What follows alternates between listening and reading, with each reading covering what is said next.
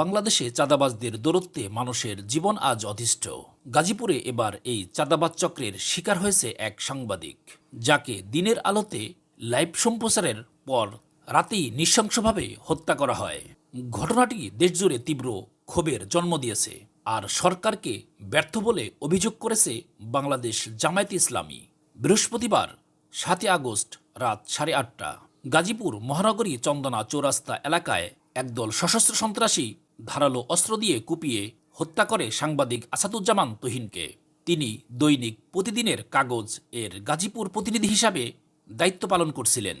হত্যার কয়েক ঘন্টা আগেই বিকেলে তিনি গাজীপুরে চাঁদাবাজি সংক্রান্ত একটি লাইভ সম্প্রচার করেন।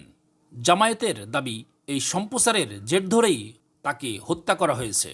জামায়াতের সেক্রেটারি জেনারেল ও সাবেক এমপি অধ্যাপক মিয়া গোলাম পরোয়ার এক বিবৃতিতে বলেন, যেখানে একজন সাংবাদিক নিরাপদ নয়, সেখানে সাধারণ মানুষের নিরাপত্তা কোথায়?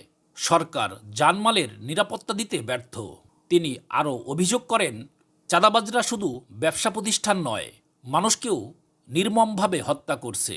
চাঁদার ভাগবাটোয়ারা নিয়েও একে অপরকে খুন করছে তারা। জামায়াত চাঁদাবাজদের বিরুদ্ধে দেশব্যাপী ঐক্যবদ্ধ সামাজিক আন্দোলনের ডাক দিয়েছে এবং দ্রুত হত্যাকারীদের গ্রেফতার করে দৃষ্টান্তমূলক শাস্তির দাবি করেছে। বাংলাদেশে সাম্প্রতিক সময়ে সাংবাদিক, ব্যবসায়ী ও সাধারণ মানুষের উপর হামলার ঘটনা বেড়েই চলেছে।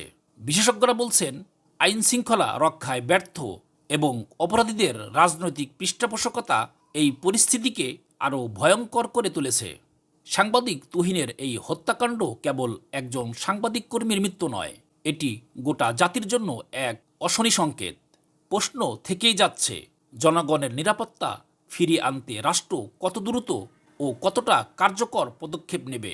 চাঁদাবাজি ও সন্ত্রাস দমনে নতুন আইন এবং কঠোর ব্যবস্থা কতটা জরুরি? আপনার মতামত কমেন্টে জানান। আর দেশের মানুষের নিরাপত্তা নিয়ে সচেতনতা ছড়াতে এই প্রতিবেদনটি শেয়ার করুন।